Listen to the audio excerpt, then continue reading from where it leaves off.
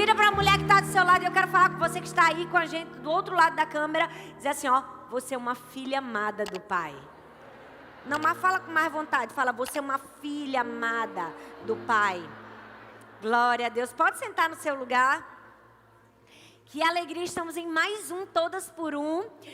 Quantas estão aqui todo mês? Levanta a mão aqui, ó. Quem está aqui é fiel, membro de carteirinha. E se você que está aí online com a gente agora, eu quero convidar você a curtir essa mensagem, a deixar um comentário, a compartilhar com uma pessoa que precisa ouvir a palavra. E eu tenho certeza que você, como muitas que estão aqui, também estão acompanhando com a gente essa série linda, Os Segredos das Mulheres da Bíblia. E hoje nós temos uma palavra muito, muito especial. Eu confesso a vocês que toda vez que a gente está chegando próximo do culto de mulheres, né, de Todas por Um, a guerra espiritual que a gente vive intensifica de um jeito que tem hora que eu digo, gente, o diabo está com muita raiva. Quanto mais ele fica com raiva, mais a gente entende aquilo que Deus vai fazer através daquilo que nós vamos viver aqui. Então pode ter certeza que se você está aqui agora, ou se você está nos ouvindo, Deus tem uma palavra que vai transformar a sua vida de uma maneira tão grande que o diabo está furioso. Mas a gente vive para deixar ele furioso, não é verdade, gente? Então a gente fica satisfeita, amém?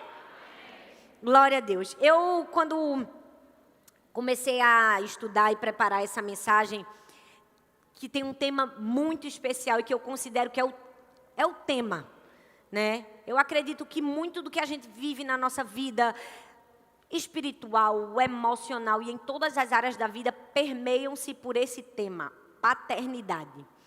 E algo muito especial aconteceu, porque a mensagem já estava toda arrumada, toda pronta, todas as divisões do sermão, como vocês sabem que eu gosto de fazer os tópicozinhos. E eu disse assim, não, tem alguma coisa aqui que não é para ser desse jeito. Lá no fim, na conclusão, tinha um segredo que o próprio Deus nos fez saltar dos olhos, e é sobre esse segredo que eu quero compartilhar com vocês hoje. Foi uma mudança de rumo, uma mudança de trajetória, feito quando a gente está andando num caminho, o GPS manda a gente por outro caminho. Gente, Deus me deu um livramento hoje. Eu estava vindo para cá, não sei o que eu inventei de botar no GPS e não vim pelo caminho que eu sempre venho. Eu vim com minha mãe, Brenda está aqui, a gente veio clamando, foi 1 hora clamando sangue, orando, repreendendo tudo quanto era demônio. Porque eu disse assim, rapaz, se a gente sair dessa daqui, eu digo que Deus é verdadeiro. Eu fui parar num lugar, mas glória a Deus que o GPS divino sempre bota a gente no lugar certo. É ou não é, gente? O diabo pode querer tirar a gente do prumo, mas Deus vem lá e acerta o caminho. Amém, gente? Hoje nós vamos falar sobre a paternidade de Deus. Eu tenho certeza que sua visão, sua concepção da paternidade de Deus vai ser completamente transformada ou talvez restaurada. Hoje é uma noite da gente sentir e ser abraçada pelo nosso Pai. Quantas estão preparadas para serem abraçadas? Então te prepara, porque você vai ser abraçada, você vai ser curada, você vai ser amada. Essa é uma noite muito especial. E eu queria começar te fazendo uma pergunta. Quem aqui gosta de ler a Bíblia, gente? Levanta a mão. Amém. Glória a Deus. Aleluia, que todo mundo levantou a mão, né? Amém. Agora, quem aqui gosta de ler o Antigo Testamento? Levanta a mão. Veja que o número já caiu. Um pouco, né? Agora, uma terceira pergunta. Quem aqui gosta de ler as genealogias da Bíblia? Aí complicou. Você pode ser sincera diante de Deus, não é? Porque decorar os nomes da genealogia já é difícil. Entender o significado dos nomes piorou. Mas hoje eu quero compartilhar como Deus coloca tesouros preciosos até mesmo atrás do significado dos nomes das pessoas na Bíblia. Eu vou te dar um exemplo que está em Gênesis capítulo 5, a partir do verso 3. Você não precisa abrir, você pode anotar para a gente ganhar tempo. Mas eu quero que você anote tudo aqui, porque a gente está vindo aqui para estudar. Amém, gente?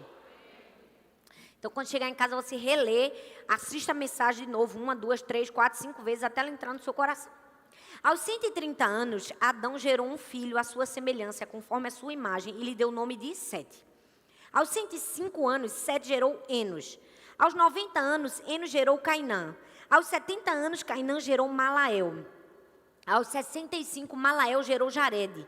Aos 162, Jared gerou Enoque. Tem gente que já está enfadado. Aos 65, Enoque gerou Matusalém. Tem gente que diz, Deus é um sinal. Com 65 anos gerou, será que eu ainda vou gerar? Calma, você vai entender. Aos 187, Matusalém gerou Lameque. Aos 182, Lameque gerou um filho e deu-lhe o nome de Noé.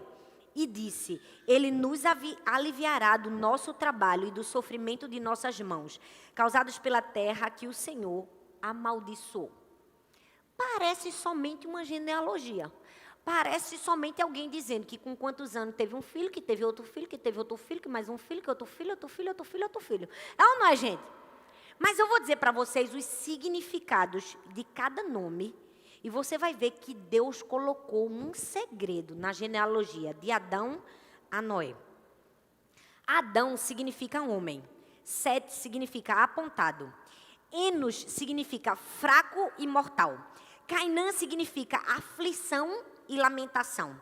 Malael significa santo Deus. Jared significa descerá. Enoque significa ensino e instrução. Matusalém significa quando ele for, virá. E Lameque significa ausência de esperança. E por fim, Noé significa alívio e conforto. Agora eu não sei se vocês estão preparadas. Eu vou juntar todos os significados do nome e olha o que vai acontecer. Ao homem está apontado uma mortal aflição, mas o santo Deus descerá, ensinando que sua morte trará ao ausente de esperança alívio e conforto. Estou toda arrepiada. Gente, vocês perceberam? Deus colocou o plano da salvação na genealogia de Adão a Noé. Então, se Deus é capaz de colocar o segredo, ou seja, o plano da salvação do homem, que foi Jesus, aquele que poderia dar esperança à humanidade, em simples nomes, é porque simples nomes têm muito significado para a gente. Tem ou não tem? Nunca mais, quando você lê a Bíblia, pense que um nome simples não tem um segredo de Deus por trás revelado. Deus tem seus segredos revelados por todas as escrituras sagradas. É por isso, gente, que a gente vai nascer e morrer, vai ler a Bíblia toda, e todos os dias vai ter uma revelação diferente de Deus para nós. Ixi, gente, vocês não recebem não? Amém, gente? Amém, gente?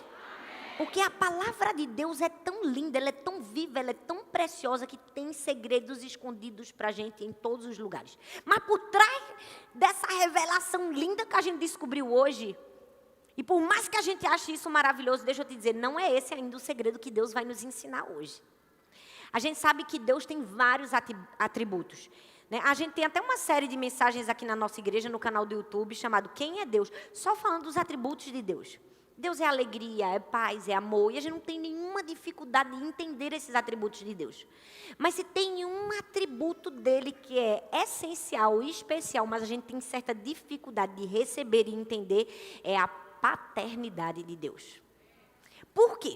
Porque a gente vive numa nação que desde o Brasil colônia vive bastardia, vive uma paternidade falida. O Brasil é órfão de pai. Se você for ver os censos e as pesquisas, você vai ver que o abandono paterno na nossa nação tem estatísticas lá em cima. Grande parte das mulheres são mães solos, criam seus filhos sozinhas, são abandonadas pelo marido.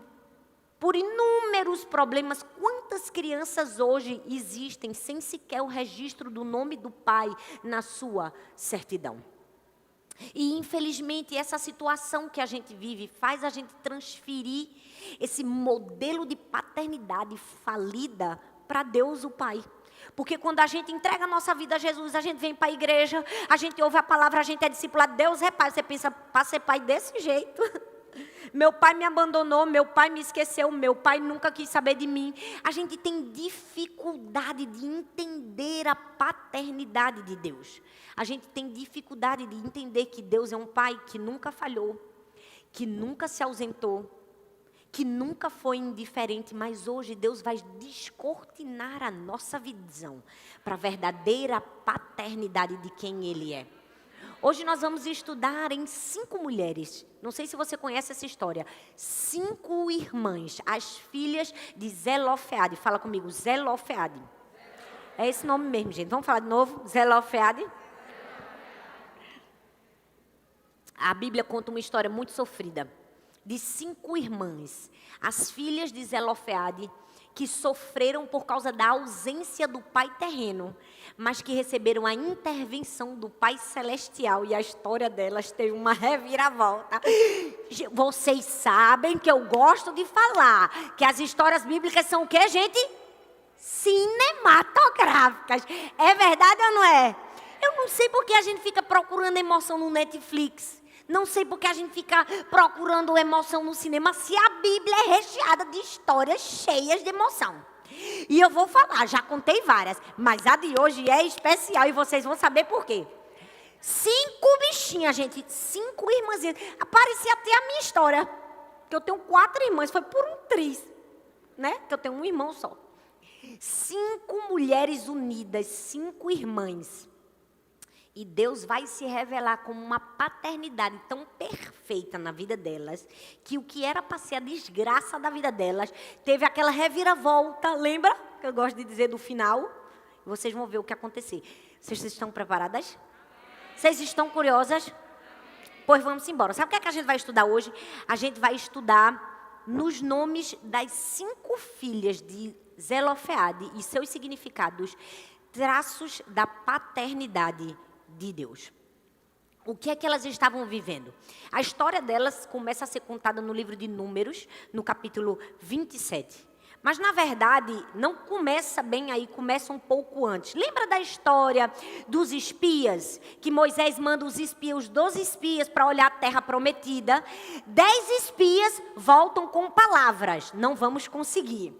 E 2 espias voltam com fatos, cachos de uva. Mas, infelizmente, o povo preferiu ser persuadido pelas palavras de 10 espias do que pelos fatos de 2 espias. E, por causa disso, murmuraram diante do Senhor. Quantas vezes a gente dá mais ouvidos às palavras do que aos fatos, não é verdade? Quantas vezes a gente dá mais ouvidos ao você não vai conseguir, é impossível, Deus não está com a gente, do que eu te prometi cachos de uva e uma terra que mana leite e mel.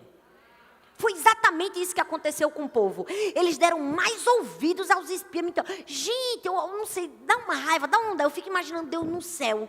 Manda 12 camaradas. Vem 10, gente, a maioria foi mais do que a maioria. Só 2, só Josué e Caleb que disse assim, rapaz, tem uns cachos de uva lá que não tem canto nenhum. Mas os outros foram tudo desgraçado, negativo. Foi ou não foi? Mas não sei o que é que tem, que o povo tem uma tendência para ir para o ruim. É ou não é? E o povo de Israel, então, sangue de Cristo, parecia uma manada para murmuração. E a Bíblia diz que por causa disso eles murmuraram diante de Deus. Eles se queixaram, mas gente, aquele povo tinha que entender que eles já tinham visto tantos milagres, eles já tinham visto Deus abrir o mar vermelho. Eles já tinham visto Deus lançar maná do céu, comida para eles. Eles já tinham experimentado toda sorte de milagres. Eles tinham um cacho de uva gigantesco ali para provar que Deus tinha preparado aquela terra para eles, mas eles escolheram a murmuração. E, infelizmente, por causa da escolha para a murmuração, o futuro deles foi comprometido. Porque todas as outras ocasiões que eles viveram só comprometeram o presente deles. Mas aquela decisão de reclamar diante de algo que Deus queria dar a eles, fez Deus dizer assim, acabou. Nenhum dessa geração vai entrar na terra prometida. Aí Moisés fica doido, o bichinho. Porque Moisés era o líder. Moisés estava com pena do povo. Moisés olha para Deus e diz, Deus, por favor, não mata esse povo todo aqui no deserto, não. Porque se esse povo todo morrer e ninguém entrar na terra, sabe o que vai acontecer? Os outros povos vão ter do que falar do Senhor. Os outros vão dizer assim, aí ó, o Deus dele tirou eles para morrer no meio do deserto. Não, Deus, por favor, não faz isso com o Senhor, não. Aí o que é que Deus diz? Deus diz assim, Moisés, vai entrar na terra prometida somente aqueles que não viram esses milagres, ou seja, os filhos. Quem tivesse de 20 anos para cima ia morrer. Foi triste. Só os novinhos iam entrar. Era a consequência do pecado. E por que eu estou contando essa história, gente? Porque é aí que entra a história das filhas de Zelofeade. Porque Zelofeade estava no time do que não ia entrar na terra prometida. Que ia morrer antes de entrar na terra prometida. E aí que começa a se desenrolar a história cinematográfica. Por quê? Porque elas perderam o pai. E porque perderam o pai, perderam o acesso à herança. Uma filha mulher não tinha direito à herança. Logo, quando Deus manda Moisés fazer um censo para dividir a terra prometida para as famílias, elas não iam ter direito, elas iam ter que morar de favor na casa dos outros. Por quê? Porque o pai delas havia morrido. Essa história, por mais que tenha sido há 3.000 anos atrás, parece familiar para a gente. Parece ou não parece? Quantas de nós perdemos acesso a tantas coisas na nossa vida por causa de um erro de um pai? Por causa de uma ausência de um pai? Era exatamente isso que aquelas filhas estavam vivendo. Elas estavam vivendo a dor por causa da ausência de um pai. E eu não sei o que a ausência do seu pai, ou do pai do seu filho, ou de alguém que você conhece, pode ter tirado de você.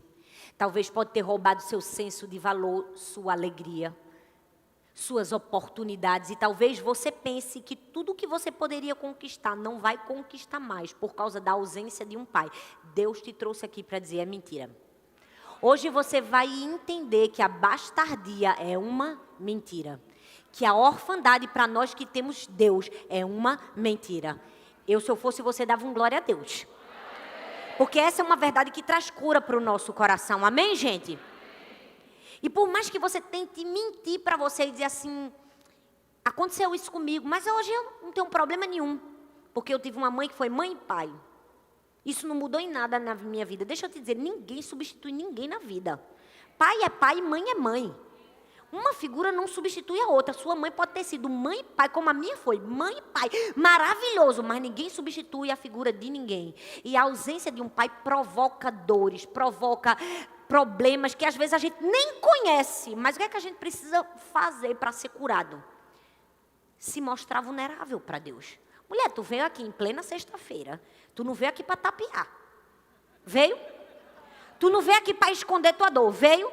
Tu não veio aqui para fingir que está tudo bem. Está tudo bem comigo, eu nunca tive problema com isso. Rapaz, tu veio aqui para ser transformada. Eu creio nisso, amém?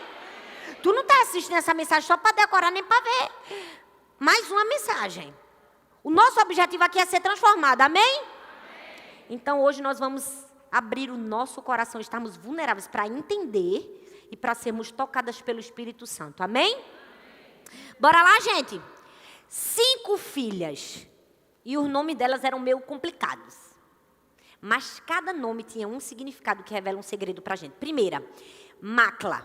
A primeira filha se chamava Macla. E Macla significa confiança. Ou seja, o que é que Deus está ensinando para mim e para você? Que quando o seu pai terreno falhar com você, você pode continuar confiando no seu pai celestial. Seu pai terreno pode falhar. Seu pai celestial nunca vai falhar com você. O texto diz assim, ó, Números 27, do 1 ao 3, diz assim, aproximaram-se as filhas de Zelofeade, filho de Efé, neto de Gileade, bisneto de Maquir, trineto de Manassés, que pertencia ao clã dos Manassés, filho de José. Os nomes das suas filhas eram Malá, que é o Macla, Noa, Ogla, Milca e Tirza. Elas se prostraram à entrada da tenda do encontro diante de Moisés, do sacerdote Eleazar, dos líderes de toda a comunidade e disseram, nosso pai morreu no deserto. Ele não estava entre os seguidores de Corá que se ajuntaram contra o Senhor, mas morreu por causa do seu próprio pecado e não deixou filhos. Eu quero que você fixe nessa palavra. Mas morreu por causa do seu próprio pecado.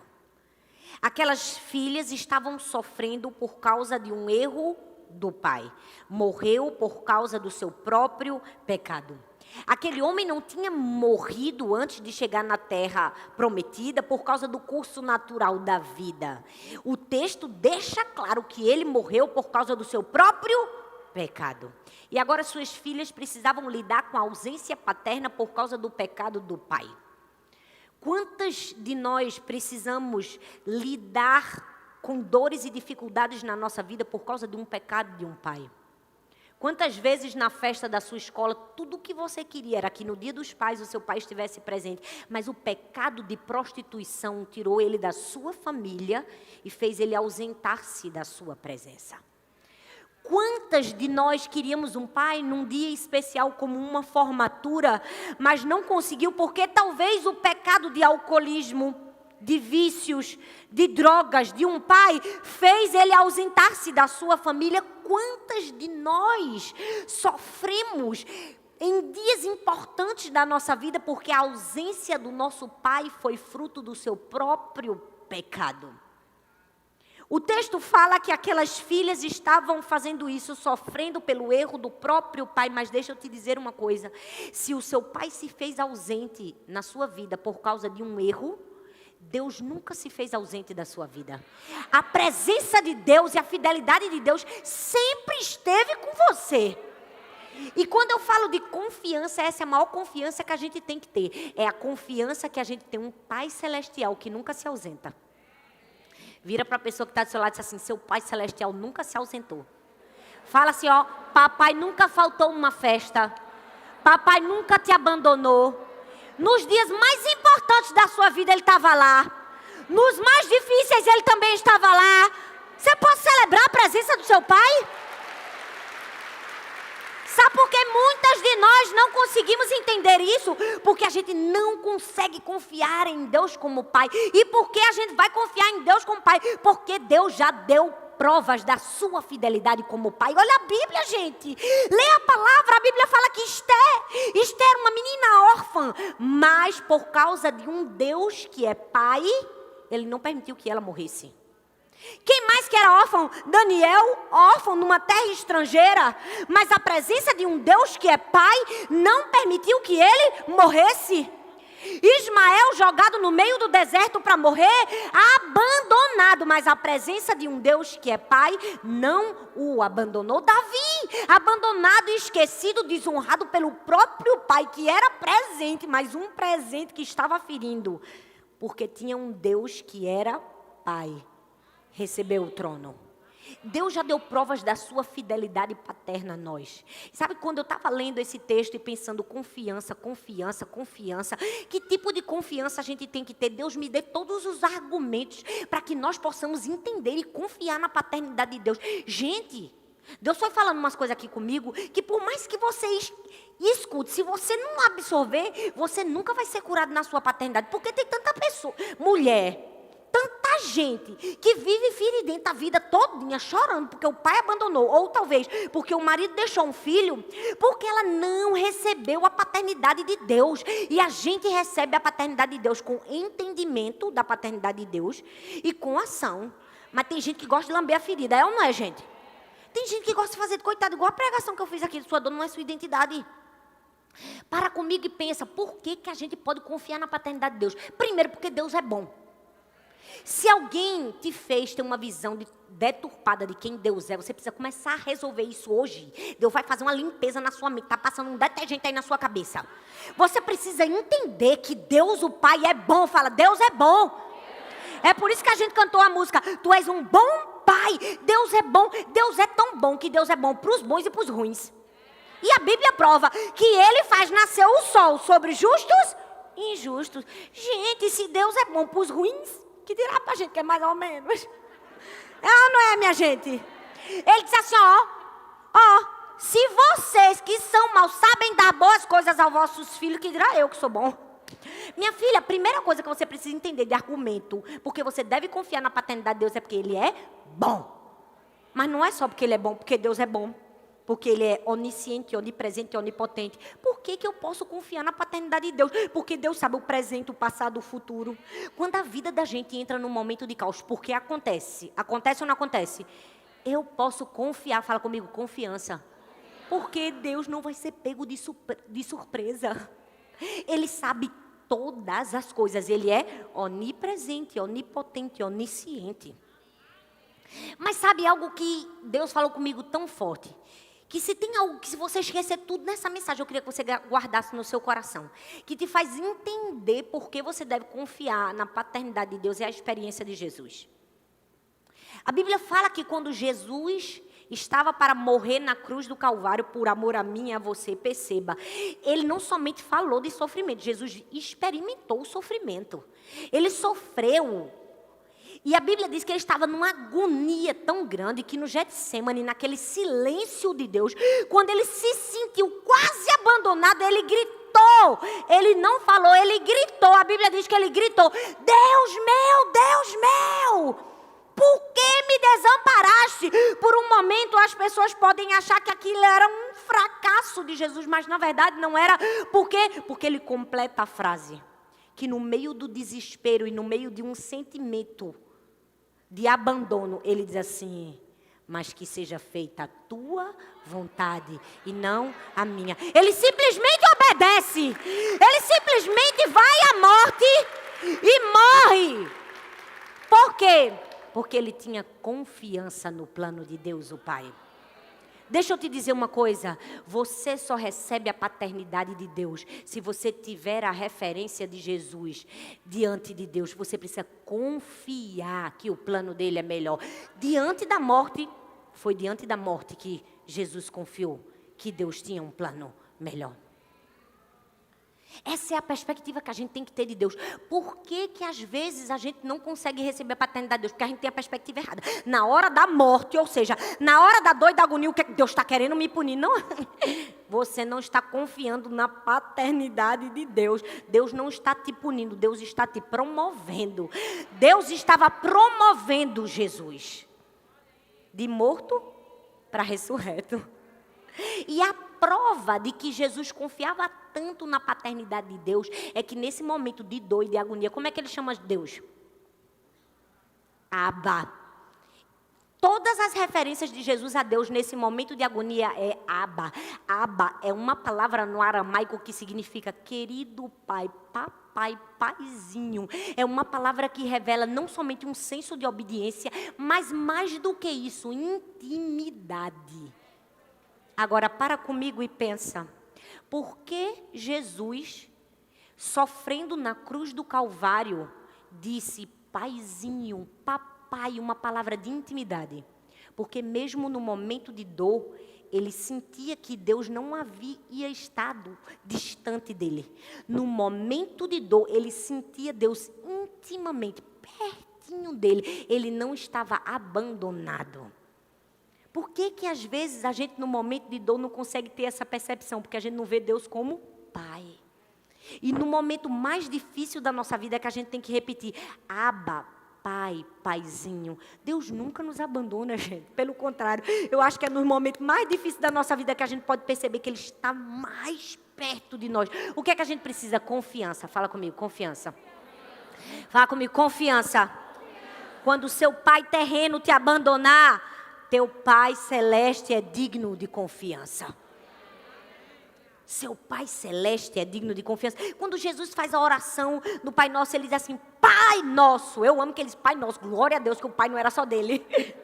Era de todas nós. Ele diz assim, ó, Pai Nosso que estás no céu. E cada parte dessa oração é uma explicação de quem Deus é. Ou seja, o Pai de Jesus é próximo, é santo, é poderoso, é gentil, é misericordioso, é protetor. E todos esses atributos existem para que eu e você possamos entender e dar a Deus a confiança que lhe é devida. É por isso que Salomão olhou para o filho e disse assim, olha, se tem alguma coisa que você precisa entender na sua vida, que você precisa confiar em Deus, Deus é digno de confiança. Ele diz assim, ó, não te apoies no teu próprio entendimento, confia no Senhor, reconhece-o em todos os teus caminhos e Ele endireitará as tuas veredas. Então, confie em Deus, o Pai.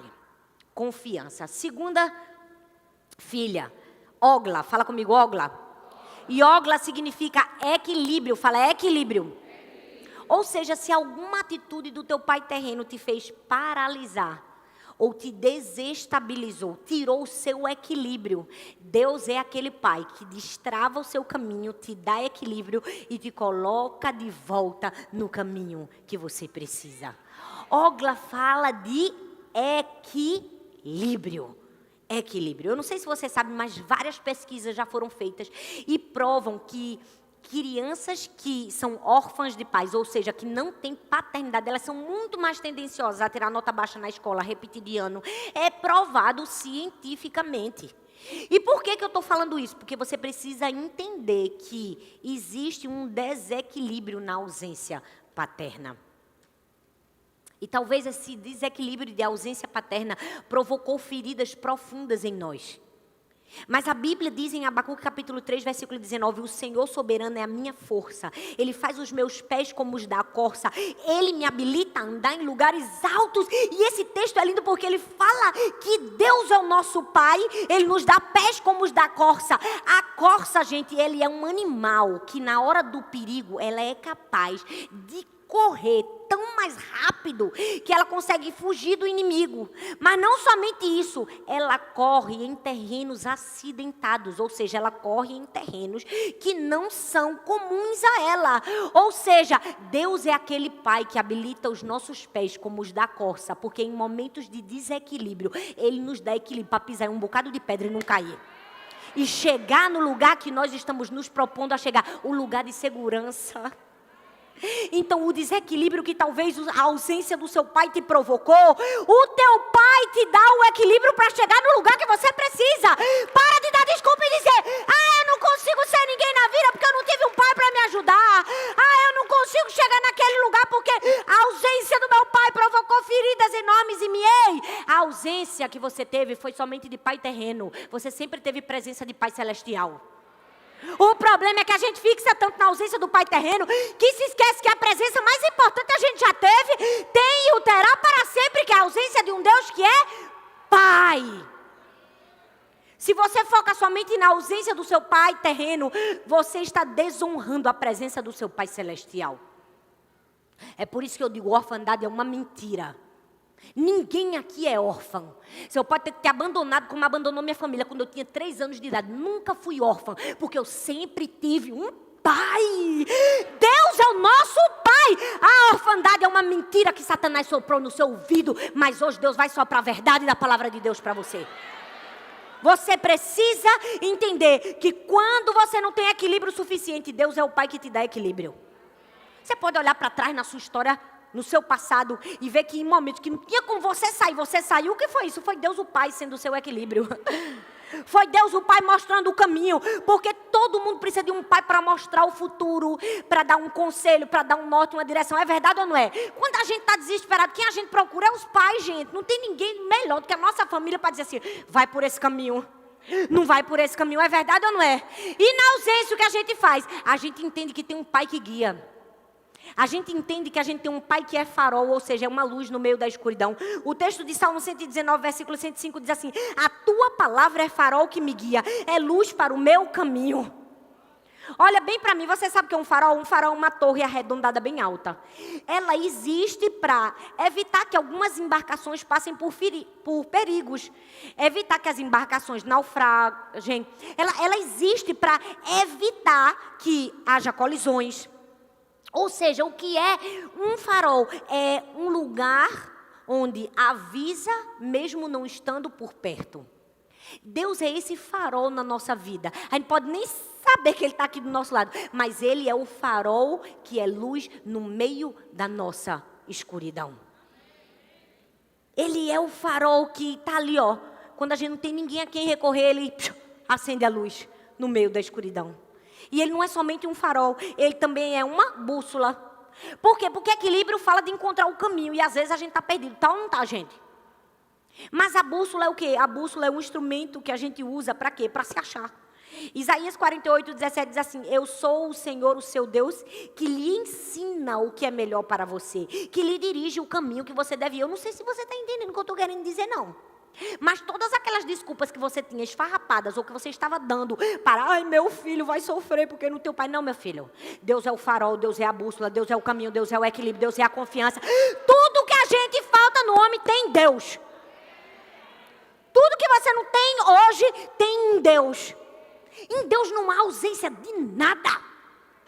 Ele é a nossa bússola. E talvez você nunca usou uma bússola. Talvez você nunca disse assim, vamos para a igreja do amor, pega a bússola aí para saber como chega. Porque hoje a gente não usa a bússola, a gente usa o Waze. Sangue de Cristo tem poder pelo Waze. Porque o Waze me levou no pior lugar. O Waze me levou hoje diretamente no Vale da Sombra da Morte. Eu disse, esse é um lugar de desova, mas eu vou declarando aqui, ó, que é vida, é vida, é vida, é Deus. Só me tira deste lugar. Por que a gente não usa a bússola no dia a dia? Porque a bússola é um instrumento usado em lugares específicos. em mata fechada, é ou não é? No meio do mar. Ou seja, em caminhos que a gente não tem nenhuma orientação.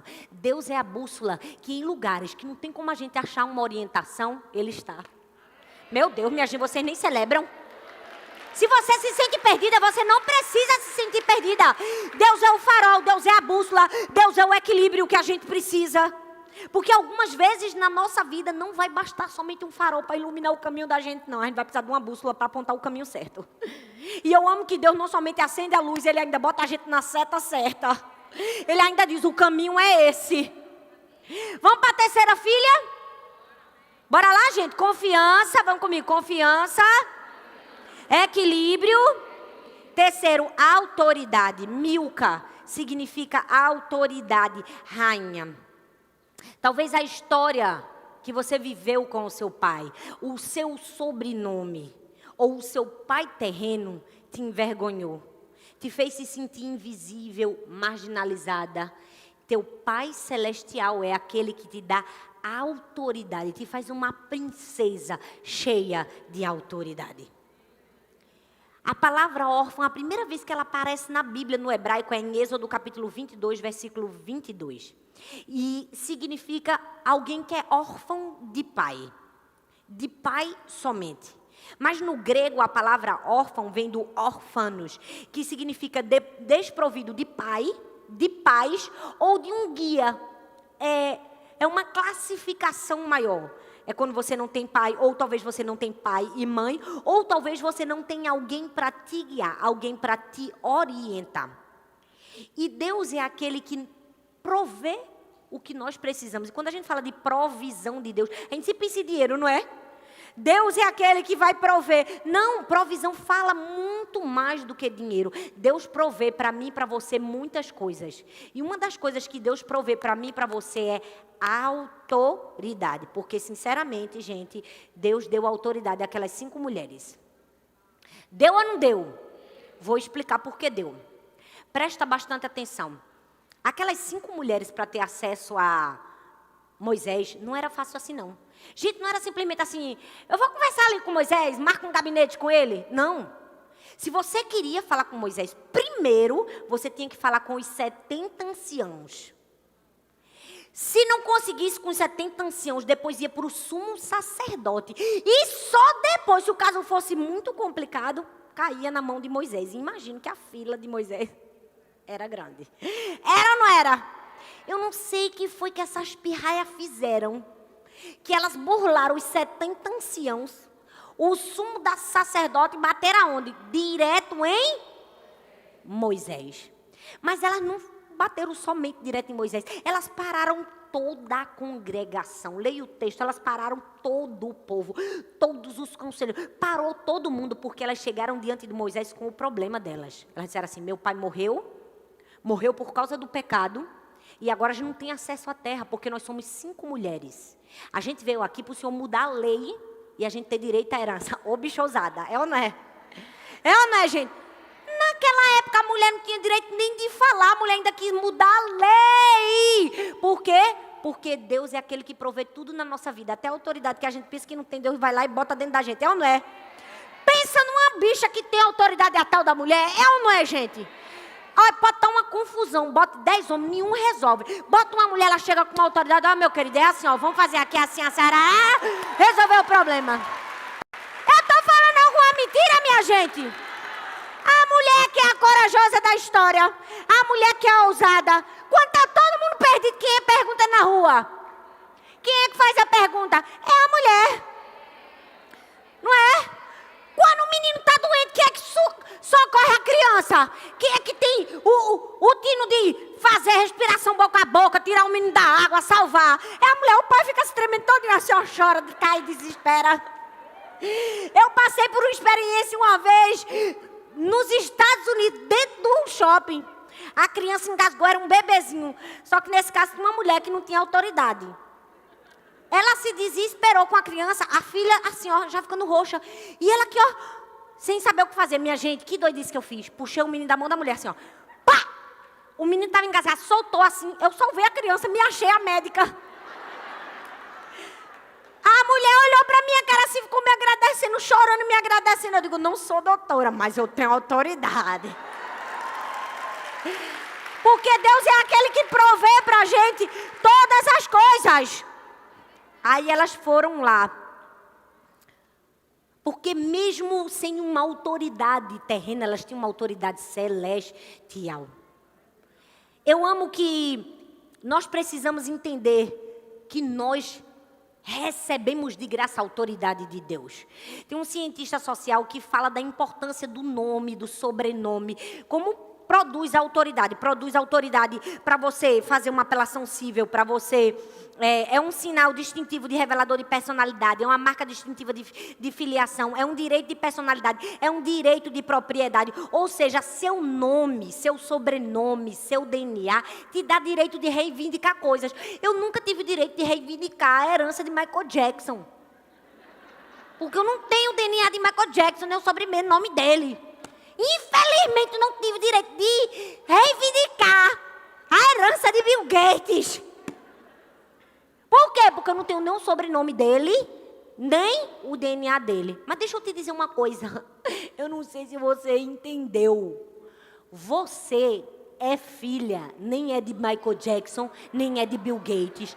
Você tem o DNA e o sobrenome do dono do universo. Ou seja, você pode reivindicar seu direito de herança. Pastora, eu tenho o DNA de Deus? Tenho. E eu vou provar ainda mais cientificamente, porque eu sou ousada. Eu não sei se você sabe, mas olha que coisa mais linda, gente. O nome para Deus no hebraico, Senhor, é Yahvé. Mas é o nome Yahvé sem as vogais, só com as consoantes. É YHWH.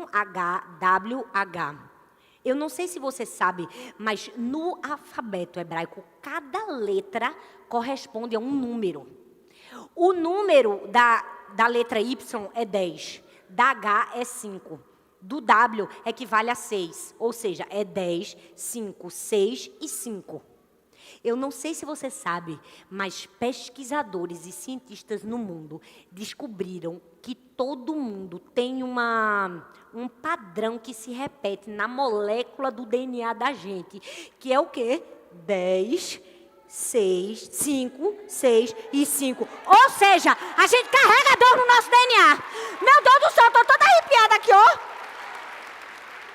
Minha filha, você tem Deus no seu sobrenome, no seu DNA, você é filhinha. Para que está se preocupando se Deus já garantiu herança a você? O que é que você tem? A autoridade, fala comigo, autoridade. Quarta filha, prazer, significa o nome de Tirza.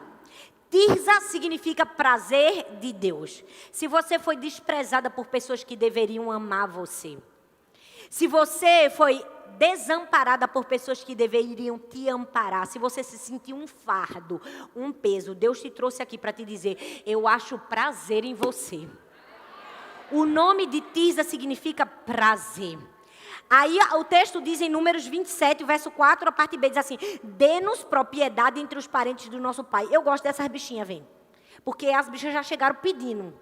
Ó, a gente quer a terra. E eu amo que mesmo não tendo direito, elas falaram com Moisés, Eleazar, todos os príncipes das tribos, toda a congregação, para ter a possibilidade de mudar a lei. E eu amo que o fato de Moisés ouvir aquelas 5 mulheres, era Deus dizendo assim, eu te dou voz. Porque os homens poderiam ter dito, é o quê? Vocês estão doidas? Mulher não tem nem voz, nem vez. Vocês ainda querem que a gente mude e dê herança? Loucura, não é? Mas eu amo as loucuras de Deus, porque eu disse a vocês que tem os finais apoteóticos. Tem ou não tem? A lei muda ou não muda? Eles poderiam ter dito, isso que está acontecendo com você vai acontecer com outras mulheres e com outras milhares de mulheres sempre vai acontecer, porque a lei diz isso. Mas, se o desprezo das pessoas quiser nos silenciar, Deus nos dá a voz, porque Deus encontra prazer na gente. Não sei se você está entendendo, Deus encontra prazer em você. Você é tão amada por Deus, que Deus é capaz de ouvir as suas necessidades. Olha para mim, 5 mulheres com uma necessidade, uma terra.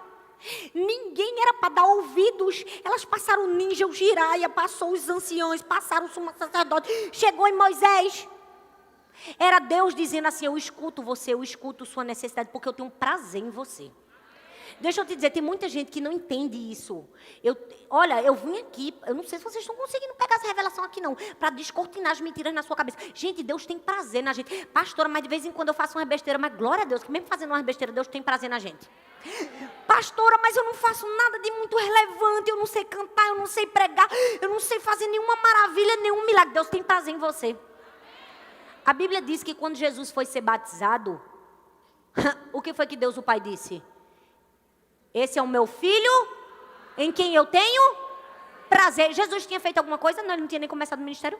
Não tinha feito um milagre, não tinha multiplicado nem pão, nem peixe, nem vinho, nem casamento, nem tinha feito cego enxergar, nem tinha feito paralítico andar. Porque Deus tem prazer em quem nós somos, não naquilo que nós fazemos. E nós precisamos compreender isso.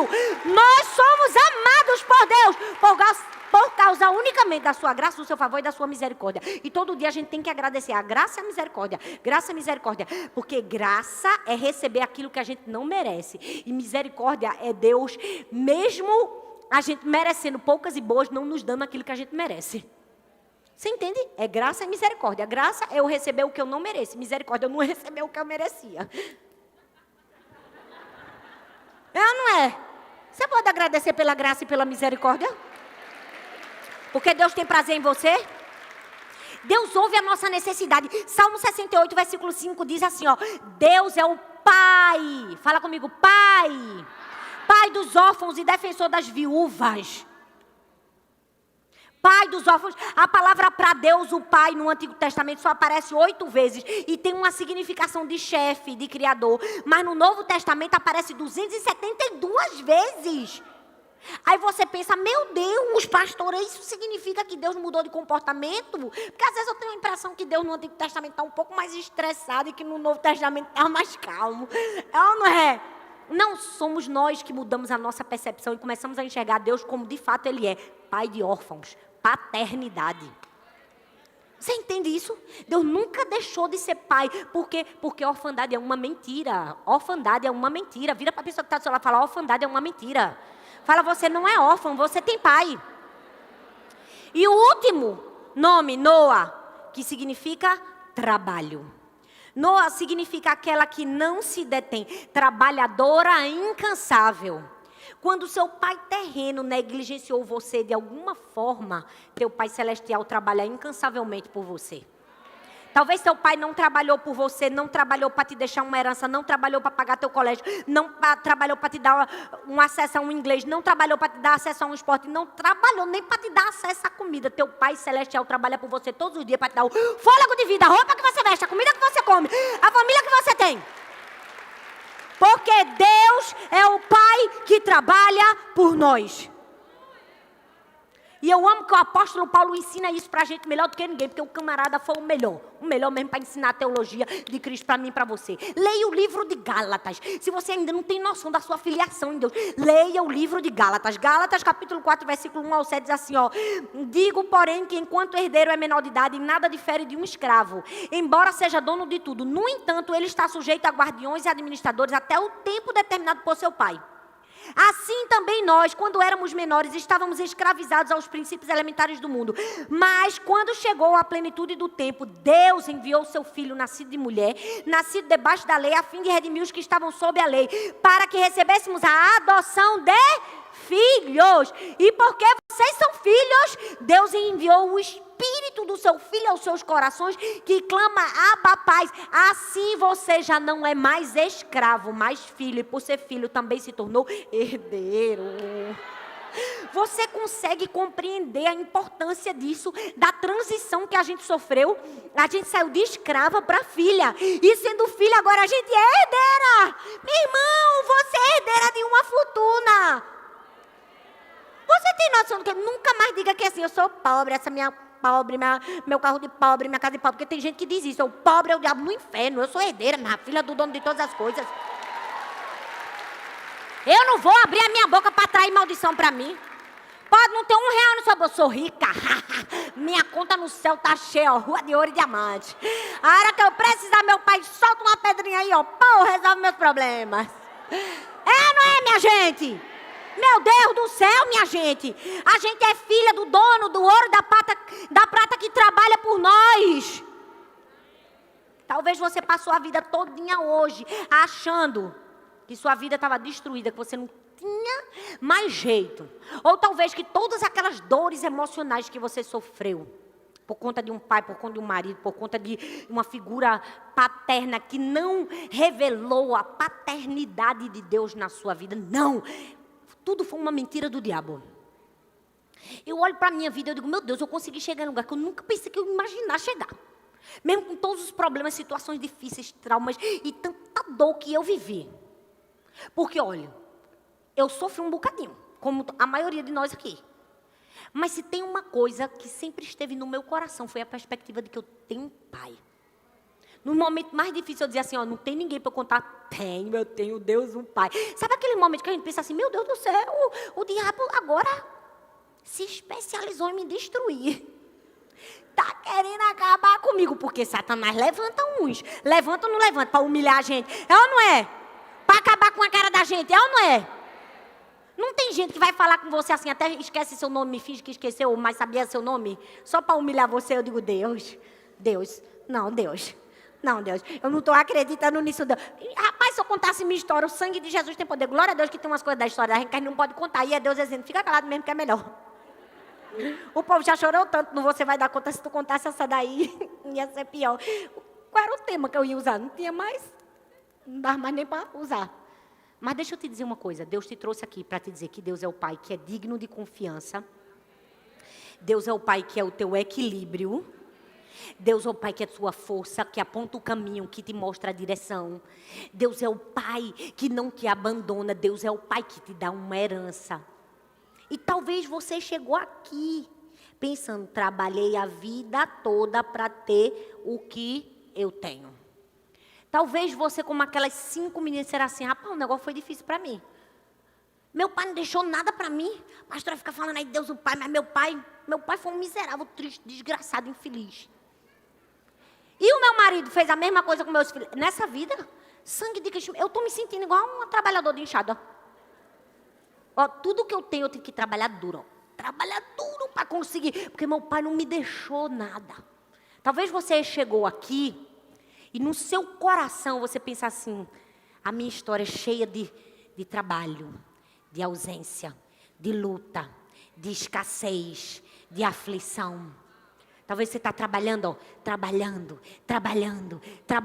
curar uma ferida que nunca fica curada. Toda hora está sangrando um pedacinho. Você trabalha, mas sua ferida está aberta, porque você está trabalhando, porque você ainda não recebeu a paternidade do seu pai. Então você acha que tua vida é dura, você está fazendo tudo para ser curada, mas não consegue, porque você ainda não recebeu a paternidade de Deus, o Pai. Talvez sua vida é feita de luta e de aflição. Quando você pensava que tudo ia dar certo na sua família, teu marido te abandonou por causa do pecado da prostituição. Deixou você ir, deixou seus filhos. Mas hoje, o teu Deus, o Pai, vai te trocar a enxada do trabalho e vai te dar uma procuração.